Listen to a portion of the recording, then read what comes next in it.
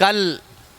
وزیر اعظم صاحب خطاب کرتے ہوئے کہہ رہے تھے کہ ہم یوں کریں گے یوں کریں گے. بھائی تم کچھ بھی کر لو، جب تک اس ملک کے اندر تم نے اللہ اور اس کے رسول سے جنگ کر کے رکھی ہوئی ہے، تم کبھی بھی اس ملک کی کسی بھی چیز کو ٹھیک نہیں کر سکتے. یہ ملک اس وقت تک خوشحال نہیں ہو سکتا جب تک اس ملک کے اندر سے سود کو ختم نہیں کیا جاتا، اور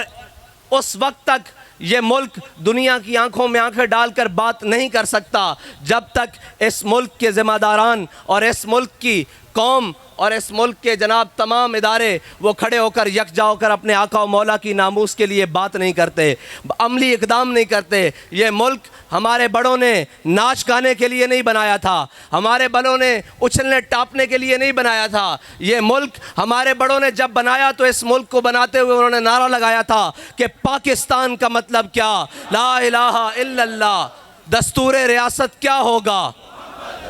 ہمارے بڑوں نے یہ نعرہ لگایا تھا اس ملک کو بنانے کے لیے، اور ایک مقصد کے لیے پاکستان بنایا تھا. لیکن آج تم نے 70 سال سے اس ملک کو زخم دیے، اور اس ملک جس کو ہم مسجد سے تشبیہ دیتے ہیں، اس مسجد میں رہتے ہوئے تم نے اللہ اور اس کے رسول کے خلاف اعلان جنگ کر رکھی. جب بھی دین کی بات آئی تم نے دین کی مخالفت کی، جب بھی اسلام کی بات آئی تم نے اسلام کی مخالفت کی، جب بھی یہ بات آئی کہ یہود و نصارہ سے یاری نہ لگاؤ تم نے اللہ اور اس کے رسول کے فرمان کی نافرمانی کی. جب بھی بات آئی کہ دین اور حق کے ساتھ کھڑے ہو جاؤ تم امریکہ اور نیٹو کے ساتھ کھڑے رہے. آج کیوں چیختے ہو، آج کیوں چلاتے ہو کہ ہماری معیشت بڑھ گئی؟ ابھی تو تم سب نے اس کے ساتھ بڑھنا ہے. اس ملک کو بچائیں گے تو حضور کے غلام بچائیں گے، اس ملک کو بچائیں گے تو لبیک یا رسول اللہ کے نعرہ لگانے والے بچائیں گے، اور اس ملک کو وہ بچائیں گے جنہوں نے ہمارے آقا و مولا صلی اللہ علیہ وسلم کی عزت کے لیے اپنا مال بھی پیش کیا، اپنی جان بھی پیش کی،